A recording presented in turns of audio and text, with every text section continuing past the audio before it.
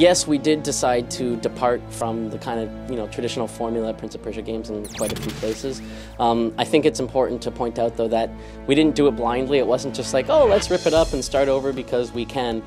It was a conscious decision. I mean, when we started conception 2.5 years ago, this was right after the Two Thrones, we knew what we had. I mean, we knew we had a formula that had legs, that had potential. You got your hero who can swing a sword and run on walls. He can run and jump and flip and fight. You've got your balanced mixture between acrobatics, combat, and puzzle solving. You've got your fantastic Persian environment. I mean, those are pillars. Obviously, we're not abandoning.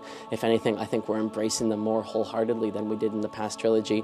But at the same time, we also had certain things that we said, you know what, we don't need these. We don't actually need Sands of Time. And a lot of people said, oh my God, you can't make a Prince of Persia game without Sands of Time. And my answer is, oh yeah, watch me. Like, yes, we can make a Prince of Persia game without the Sands of Time. And we are making a Prince of Persia game without Sands of Time.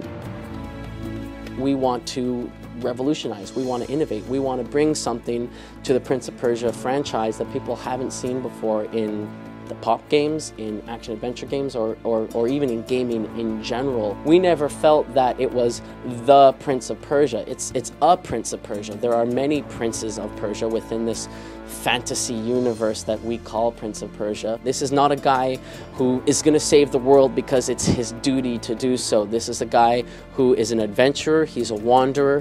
When the game starts, he's just coming back from a previous adventure with his donkey laden with treasure, that he's kind of scored on his previous quest, and he's heading back home to spend it all on liquor and women kind of thing, because that's the kind of guy he is. He's the sort of day-to-day kind of live life, take life by the horns kind of guy. As he's going through the desert, this freak sandstorm kicks up and he gets totally lost. And when the sandstorm disappears, he's suddenly in this oasis, this sort of walled garden of Eden, if you will, that had no rightful reason to be there.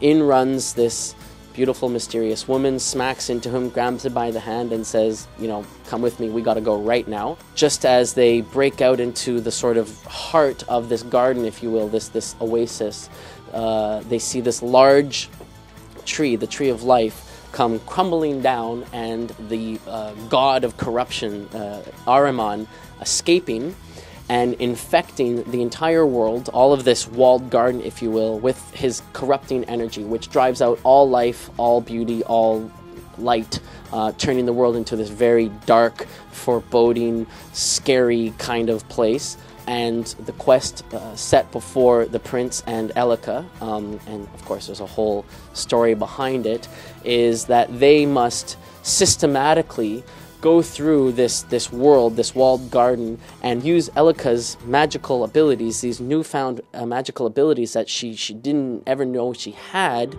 to drive the corruption out of this little particular area, this little bubble, if you will.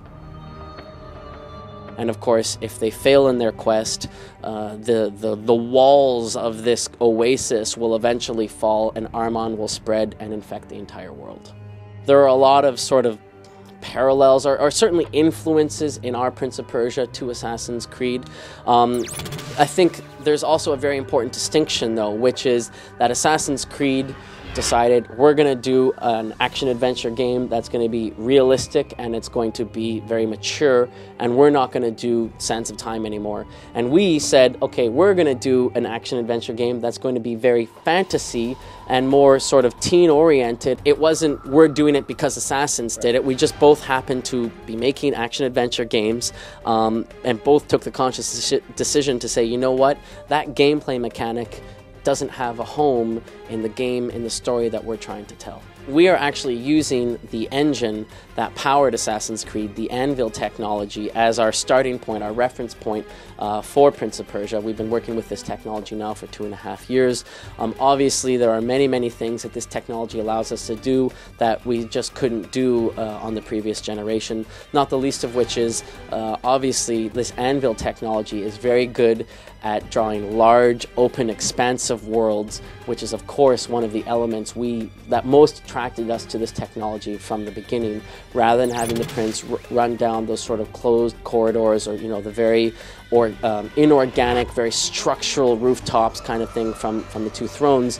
Now we can literally have him wall running and jumping and rebounding off of cliff faces in large sort of open, oasis type environments, because the engine is very adept at handling the sort of technical constraints and technical challenges when you're doing a large open world environment like that.